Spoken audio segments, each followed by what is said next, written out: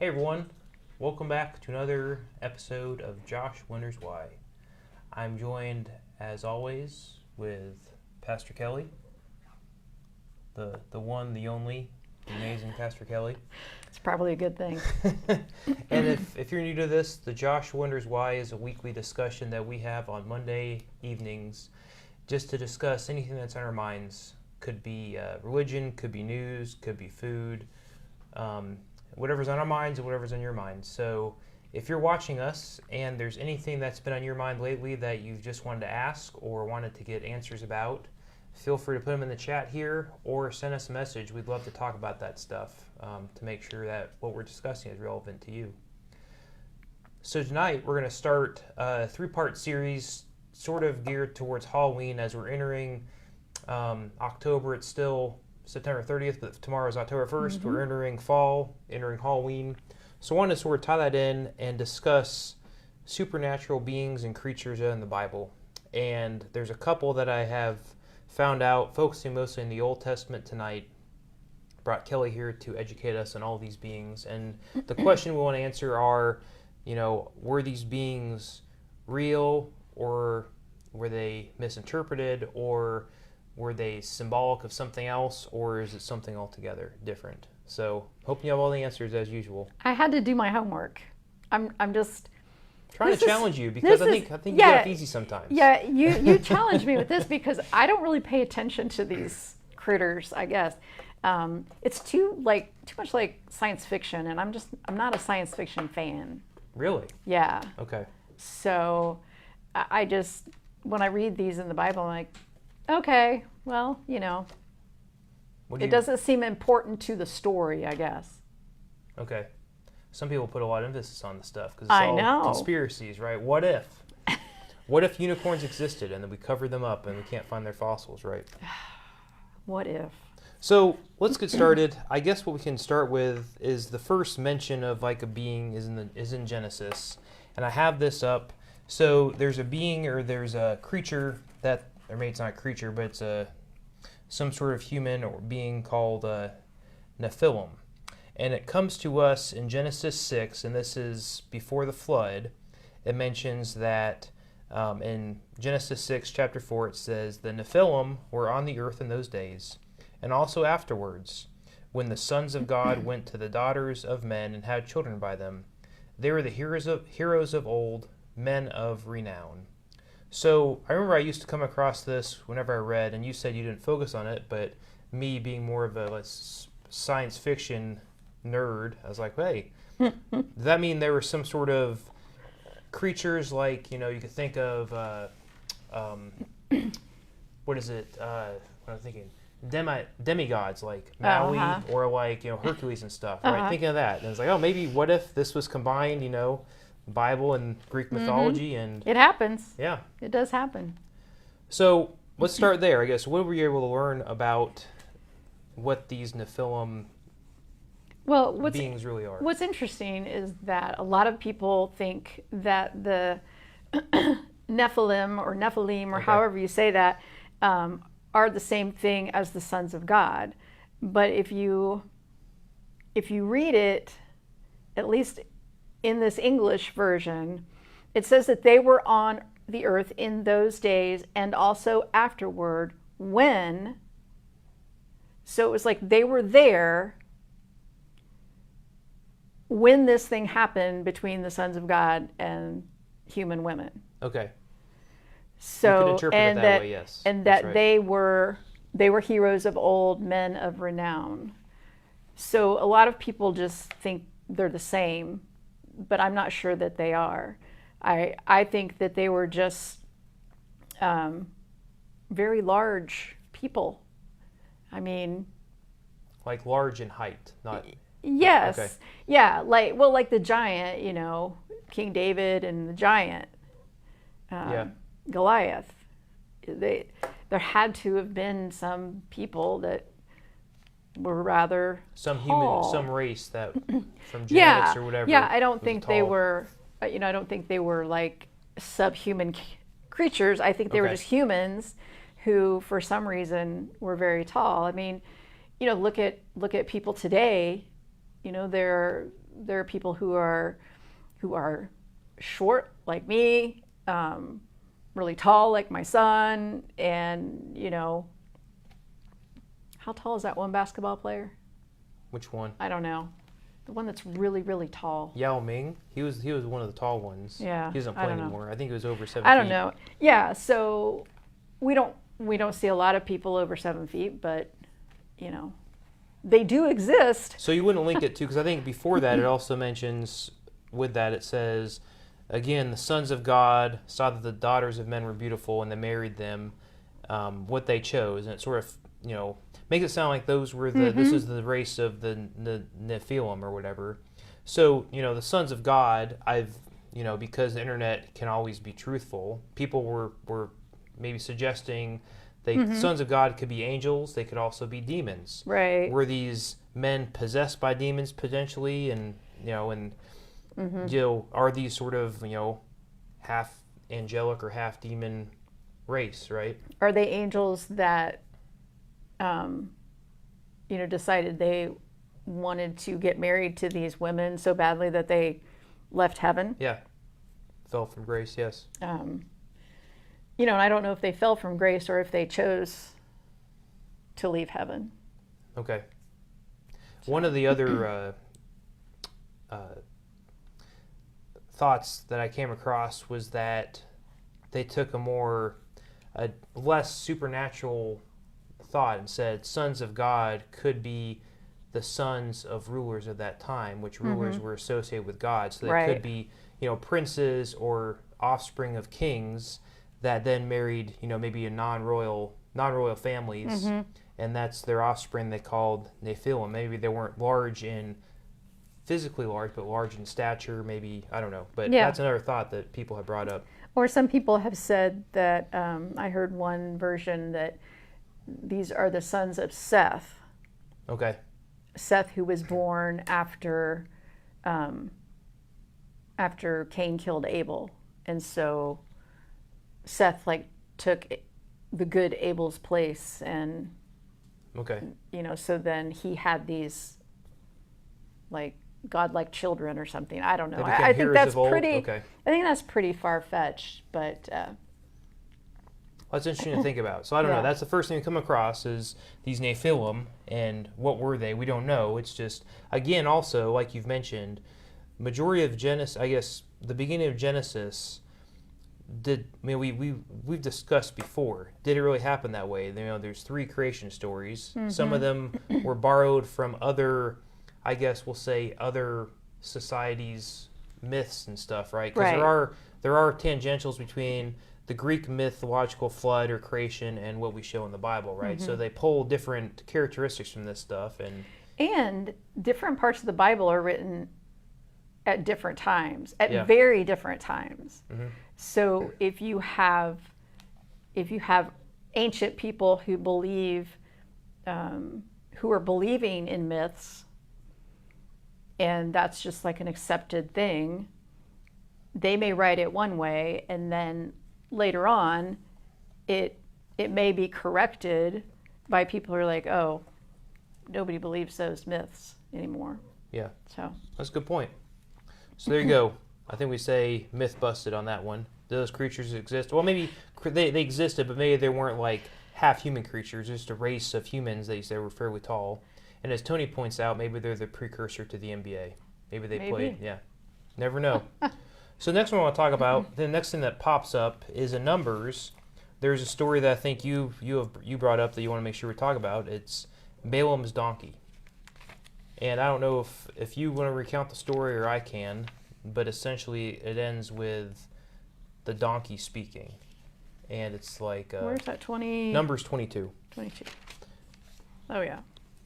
Is a story of Balaam. So I think Balaam was summoned by some ruler to go to the Israelites and curse them, right?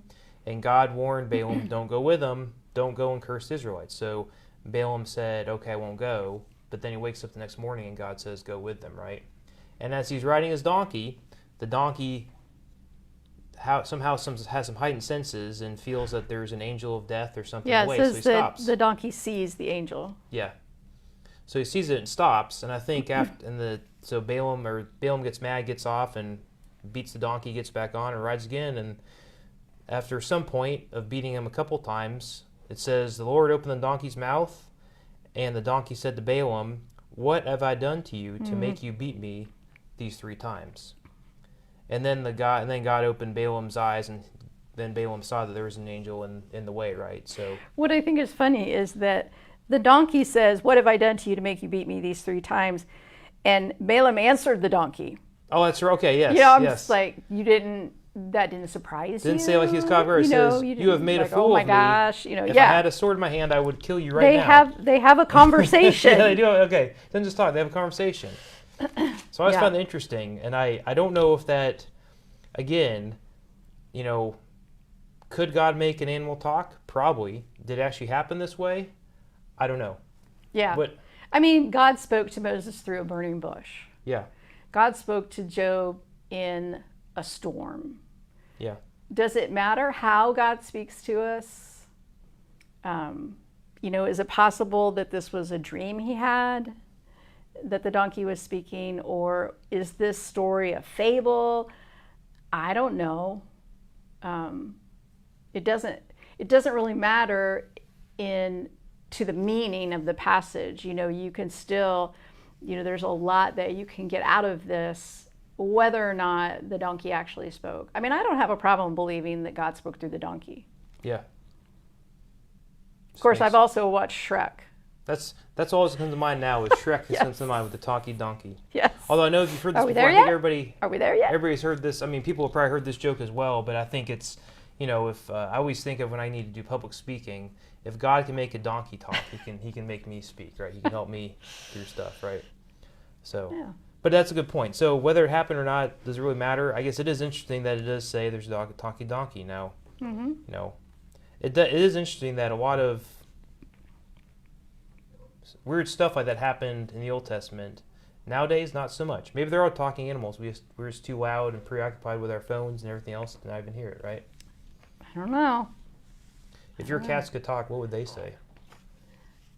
I'm hungry. That's what I was thinking. That's all they would say is, "I'm hungry." Interesting. Okay. So we got the talking donkey. We got the Nephilim. Let's talk about the King James Version if you want. Okay. Talk about the mythological features there. So if you looked at some verses in the King James Version, you would have come across various creatures.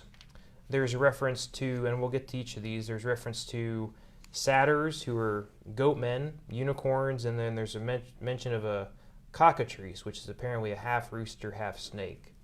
Now, reading for this, the comment or the input I received was that when they wrote and translated the King James Version in 1600s, when they came across a Hebrew word they didn't know, they sometimes used an exotic English word to replace it. And I'm not sure if that means they put it in there with the sole purpose of coming back and fixing it later, or they just said, seems like this could be a right, description of what this is, and they just put it in there based off what their understanding was of their English language.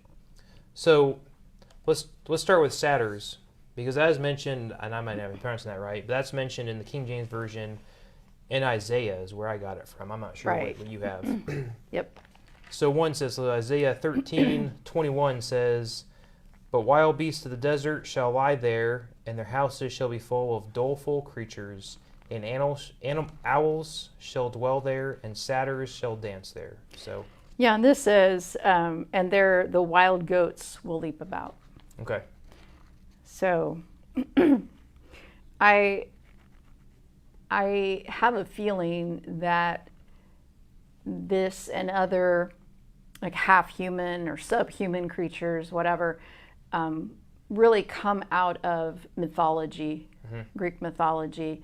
And they've found ancient Greek art that depicted these, half human, half animal things. So, they're supposed to inhabit places of destruction, unclean, half human, half goat. But yeah, it says it was translated 55 times in the King James Version as a he-goat or hairy. It is also thought to imply demon worship, like you said, And we also find the word is translated to devil twice. But based off the context, it's most certainly just wild goats intended by I think they mistranslated the Hebrew word, which... so I did find it interesting because I think some of the old, maybe depictions in like pictures, maybe paintings or movies and cartoons, seems to have the devil as having goat legs, sort of like a satyr. So I wonder if that's where it comes from, is maybe with the King James version. I don't think it's really a half man, half goat. Yeah. I think because in the context of the word, it is talking about the judgment of God and how there will be places of destruction where no one will live anymore, but all these wild animals and desert creatures, whatever, will come and live there because it's not suitable for humans to live there anymore. So I don't really think it's, that there's some creepy cryptid lurking around in the desert, dancing around. Doing what? So the next one is unicorns. So you're telling me you weren't aware, I guess you didn't realize that unicorn was mentioned in the Bible, right? I didn't know that. So the one I found was, let's see, in Deuteronomy 33:17 is what I found, the reference to it. Okay. I don't know if I've got Numbers and Psalms. That too, yes. So I have Deuteronomy. I'll go over that one. But it says, "His glory is like the firstling of his bullock, and his horns are like the horns of unicorns. With them he shall push the people together to the ends of the earth, and they are the 10,000s of Ephraim, and they are the thousands of Manasseh." Or Manasseh? What's that tribe? Manasseh? Manasseh, okay. So it mentions unicorns in that one. Which one do you have? You have Numbers. So well, Numbers 23:22. God brought them out of Egypt. They had the strength of a wild ox. And both of the Psalms, Psalm 29:6 and 92:10, they also say wild ox. Okay. So it's a wild ox then. But it could have been, a rhinoceros. Okay. I discovered that there is a one-horned rhinoceros. It's called great one-horned rhino or Indian rhino, and it's almost extinct. You know, it's funny when you think about it. You picture unicorns today and you picture a horse with a horn, right? But unicorn, breaking down, just means one horn. Right? So it's like, okay, a rhino with one horn could be a unicorn, right? Yeah. So they were saying, I guess the Hebrew word that was mistranslated was Re'em, so R-E'-E-M, and it signifies a horned animal similar to an ancestor of today's domestic cattle, was what it was referring to. But for whatever reason, they chose to substitute unicorn for the name of that horned animal. Maybe because the guy that was translating really liked unicorns. And see, the problem with this is that people will read the Bible and they will see the word unicorn and they'll think Christianity is ridiculous, that we, believe this Bible that says that, there were unicorns. Because when you read the word unicorn, you do think of a horse and rainbows and glitter, Yeah. And so that misunderstanding, it causes a lot of trouble. But we also have to remember that the King James Version was translated not necessarily from the original text, but from a translation of a translation. So, yeah, there are things in the King James Version, I'm sorry to say, that have been mistranslated, and that's why we have these newer translations that correct those things that were wrongly translated in the 1600s. Yeah. So there's your question. Sherry's asking for the unicorn. How's it translated in other translations? So what version of the Bible are you looking at right now? This is NIV. I have NIV. Do you have any other versions over here? So in the NIV, at least, what we both have does instead of unicorns, it says wild ox. So it says his horns are the horns of a wild ox, right? So, and then you have another version here. Which version is this? This is NRSV. NRSV. Okay. This has a lot of notes at the bottom of the page. That's why it's so big. 23:22. God who brings them out of Egypt is like the horns of a wild ox for them. Okay, so wild ox on that one as well. That's a good point. I probably should have done my homework better. That's a good question. See what if any other translations. They do mention it's the King James Version, but also I believe, no, that's the only version it mentions. There's another version, RSV. What is RSV? That's the Revised Standard Version, so it came before the new Revised Standard Version. So everything mentions King James, but then it says the satyrs are also mentioned in RSV in that Revised Version. So it's interesting. That'd be a good question we look into to see if there's any other translations other than ox. Maybe there is a mention of a rhinoceros, although I don't know if the English folks in the 1600s knew what a rhinoceros was. Maybe they did. I don't know. I'm not an anthropologist or whatever. I don't know. Where do rhinos live? Don't they come from Africa? So when the King James Version was written, I don't know how much they knew about Africa. So they may have read books or seen reports of stuff. Yeah, I suppose, there's always mythology. So the next one that is mentioned in the King James Version, mythological creature, is a cockatrice. So according to this, a cockatrice is a legendary monster, half rooster, half snake, with the ability to turn people into stone at a glance. So I haven't heard of this one, and that description just made me laugh. So what?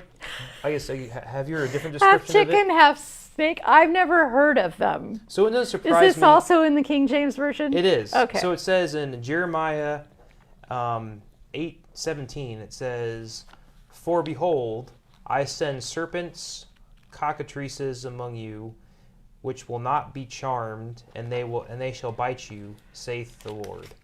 Now, I think it refers to just a deadly viper or a serpent. Yeah, for whatever reason. This says venomous snakes. A venomous snake, yes. And vipers that cannot be charmed, and they will bite you.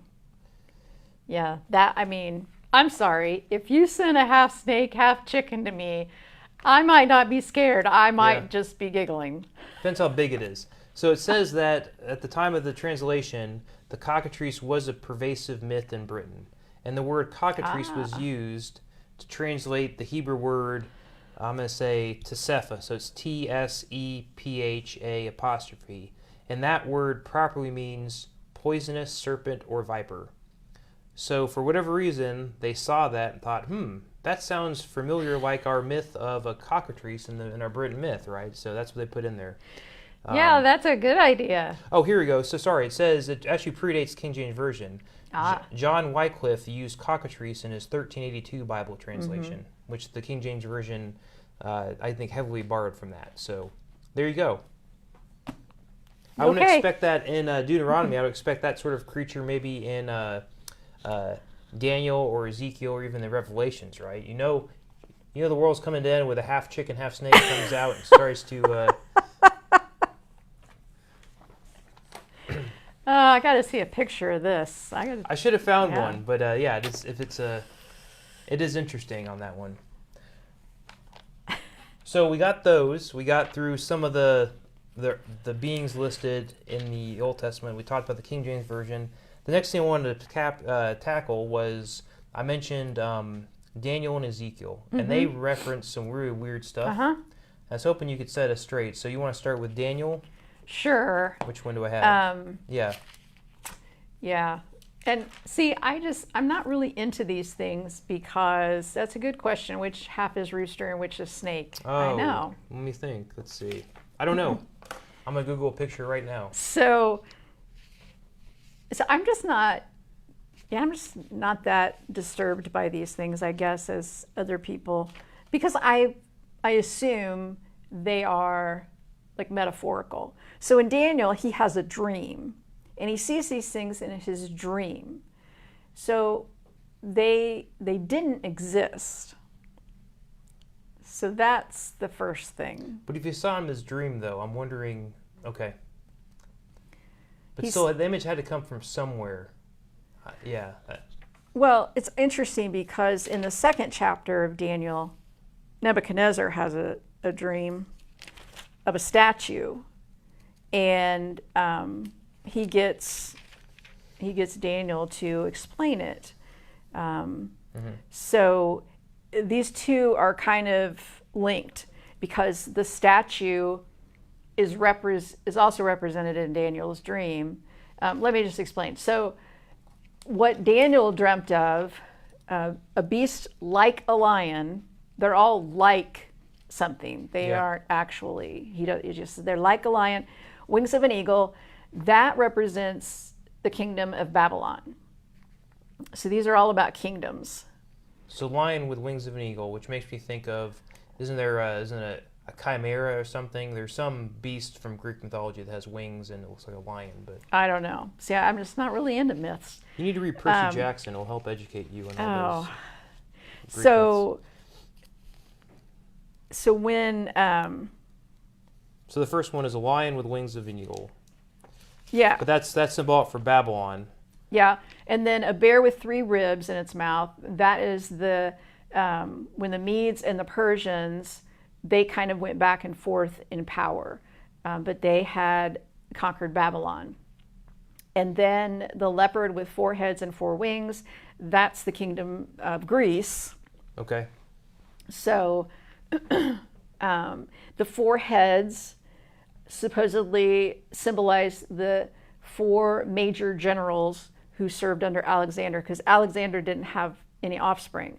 But he divided, it was divided between 4 generals, the area, Okay. rather than having one king.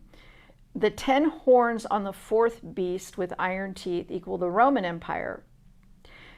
10 horns equals 10 kingdoms that rise up after the fall of the Roman Empire.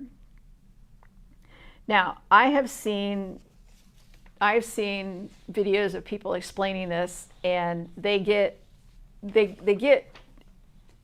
into the nitty-gritty here of what those 10 kingdoms were, and then the 3 ribs, that's supposedly 3 kings that were defeated or something. And what's interesting is the little horn that says, there's 10 horns, but then there's a little horn. Mm-hmm. So there are lots of different ways people have explained that. Some people think it's Jesus. Some people think it's the Antichrist. Some people think it represents the Vatican and the Pope. So very interesting. Interesting. Okay. But, and so I think what's important here is that a lot of people will read this stuff and they think this is yet to come, but it is already past. Okay. Now, if the little horn is Jesus, then it hasn't come to pass. But that doesn't make sense to me, because when he interprets the dream, he says that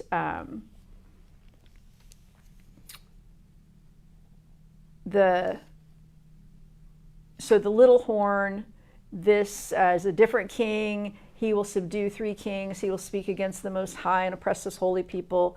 But the court will sit, and his power will be taken away and completely destroyed forever. Then the sovereignty, power, and greatness of all the kingdoms under heaven will be handed over to the holy people of the Most High. So it's kind of like, Jesus is finally going to come. He's kind of foreshadowing that, that eventually someone's going to come and, take control for God. Okay. So but I think it's important for people to not be afraid when they read these things, because a lot of people read these and they're like, this is prophecy. This is what's coming. Especially in Revelation, people think this is what's coming. It hasn't happened yet, but a lot of it has already happened. Yeah. And, if we get to talk about Revelation, I'll go into that more. But we will. Yeah. It's a good segue. So that's good. That's good discussion. So Daniel does mention some weird beasts, but they're all visions, but they're symbolic of other stuff. So I just wonder, and I guess you got to think about it too, at the time when Daniel had these visions, he was trying to describe what the beings looked like based off of things he was aware of, right? Right. So, it looked like a lion with the wings of an eagle. And that maybe what he saw and how he described it is something different than what we consider today's lion with the wings of an eagle, right? Plus, and as we'll see with Ezekiel's creatures, there was some influence on what art was like. Yeah. And what kind of fantastical beast that they were creating in their imaginations and painting. And so I think that kind of feeds into it too in ancient mythology. And we will actually, for Ezekiel, we can get to that next week. So I think we're at 30 minutes out, so I don't want to keep people on too long, but I do. So Tony did ask about the cockatrice and which half is rooster and which half is snake. And I'm looking at it, it looks like it looks like a rooster with a tail of a snake is what it looks like. And it looks like a dragon. It has wings of a dragon, yes. But it has like the clawed feet. Yeah. You'll have to post that. Post a picture of it, yeah. Sure. So it's been fun talking about that stuff. We will continue discussion next week. We'll talk about Ezekiel, because Ezekiel has some interesting things about UFOs and aliens, and are angels really aliens? We'll get into that discussion next week. We'll also talk about witches, because there's some reference to witches in the Old Testament next week. And then the following week, we'll then get into Revelations and talk about all the various imagery in there. I'm sure you're going to burst a bubble and say it's all symbolic of stuff, but... I'll be disappointed if the end times come and I don't see a dragon. Right if now. I don't see a dragon, I'll be disappointed at the end times. So don't burst my bubble next. So that will happen in 2 weeks. We'll focus on Revelation. I already ruined the nativity story for you. Now I'm going to ruin Revelation. There you go. It's what I do. If there are any other creatures that you have come across in the Bible that maybe we're not going to talk about, let us know in the chat. If there's something else that you've come across, maybe there's other interesting translations that you found. We'd love to talk about that as well. But again, we'll be back next Monday to talk more about Ezekiel and about some witches and UFOs and aliens. This Thursday, we'll be back live at 7 for another Digging Deep that you'll have another message to share with us. And if you missed the Coffee with Kelly this morning, you should go back and check it out. I think I heard you talk about Halloween costumes. So if you want to reminisce on your favorite Halloween costume, go back and watch that and put some comments on that one as well. And again, appreciate you shedding some light on some of this stuff and maybe setting us down to earth, and nothing is as science fiction as I hoped it would be. But, oh well. Well, the thing is, we just don't really know. Yeah. Who knows, if you go to heaven, there'll be a cockatrice there to greet you at the gates, right? I'm hoping for a hornicorn, a unicorn. A unicorn? Yeah. I had a little friend that called it a hornicorn. A hornicorn? I like that. Because I know. I think it's adorable. So I'd rather see that than the cockatrice, to be honest. Maybe everybody rides unicorns around in heaven. Oh, yeah. That'd be cool. Yeah. Okay. Well, until next time, thanks for watching us, and we'll see you in the comments. Bye.